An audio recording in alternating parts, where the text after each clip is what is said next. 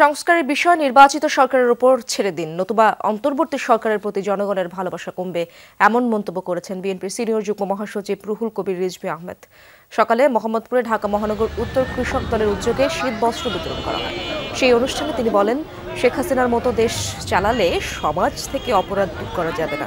শান্তি শৃঙ্খলা রক্ষা এবং পাড়া মহল্লায় চাঁদাবাজি বন্ধে সরকারকে উদ্যোগ নেওয়ার আহ্বানও জানান রিজভী। জানান, গত 50 বছরে রাজনৈতিক দলগুলো কিছুই করতে পারেনি, এখন অন্তর্বর্তী সরকার সেগুলো করছে। উপদেষ্টার এমন বক্তব্য বেমানান বলে মন্তব্য করেন রুহুল কবির রিজভী। একটি রাজনৈতিক দল চাঁদাবাজি বন্ধ করতে পারে না, নিজের দলকে নিয়ন্ত্রণ করতে পারে, যেটা বিএনপি করেছে। কিন্তু সামগ্রিক চাঁদাবাজি করতে হলে, বন্ধ করতে হলে সেটা সরকারকেই দায়িত্ব নিতে হবে। আর আপনার একজন উপদেষ্টা বলেন যে 50 বছর কিছু করতে পারেনি রাজনৈতিক দলগুলো, আমরা করছি। এইটা আমি মনে করি এক ধরনের অহংবোধের অভিব্যক্তি।